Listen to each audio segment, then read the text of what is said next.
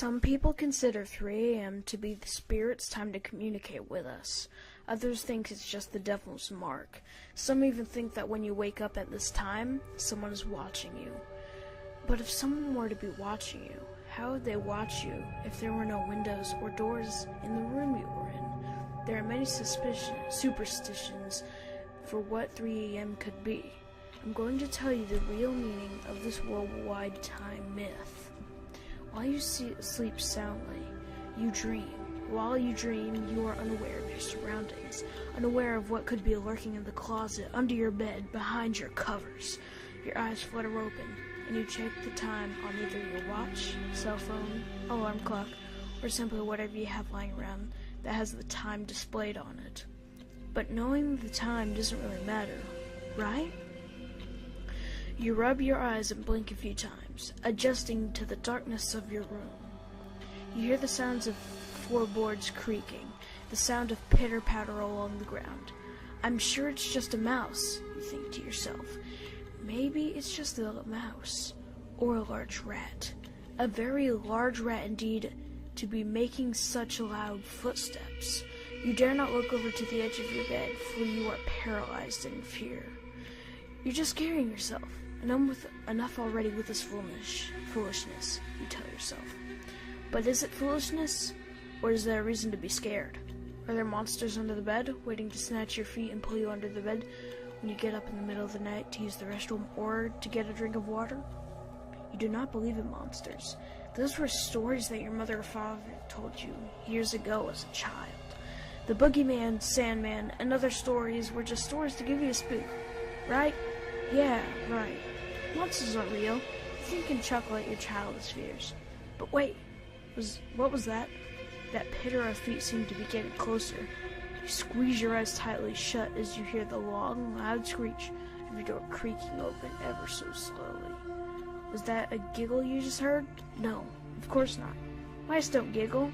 Neither do rats. You're being delusional. You open your eyes slowly and stare at your ceiling. There is movement under your covers, the covers that you stay under to provide you warmth and comfort. It's moving towards you slowly, in a crooked fashion. It looks as if it's limping beneath the blankets. You are frozen in terror, afraid to move or else you might give away your location. You feel someone tugging at the loose clothes that you wear. Oh Jesus, what's that? You yank away the covers and throw them to the ground and gasp at what you see. The creature is lopsided, grotesque in a way that makes your stomach turn in knots. It wears torn fabric that looks like it's 100 years old. It tilts its head to the right and gives you a crooked smile. Its dark eyes without pupils stare at you, unblinking.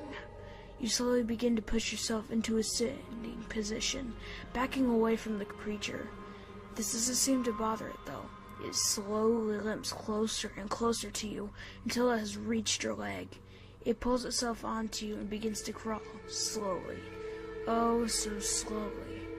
It bears that crooked, toothy grin. Its gray skin hangs from its bony body. It smells horrid, a smell you've not come to face before. But you know the smell, even without having smelled it before. It's the smell of rot, but not like any rot. The stingy scent of rot, flesh, and blood. What are you going to do? You think you lick your lips, eyes wide, not removing them from the creature. It's still inching its way up to your body, coming closer and closer to your face with each limping step. You take in a deep breath through your nose and release a scream so loud you think you have popped your own eardrums. The creature suddenly jerks its head towards the door and lets out a murderous cry. It limps to the edge of the bed and jumps, landing to the floor with a thump. It rushes out of the door and disappears into the dark of the hallway. You see, 3 a.m. is when the little things come out to play, when the little things decide it's your lucky day. When the little things show themselves, but don't let them deceive you. The first time you see them, it's almost certainly the last. You are lucky if you can get away safely. I cannot tell you how to deal with these little things, for they are everywhere, in every home, every hole, nook and cranny your house has, how many you have in your home is not a question answered easily. All I can tell you is that there are many. They study you and they plan your demise. No wonder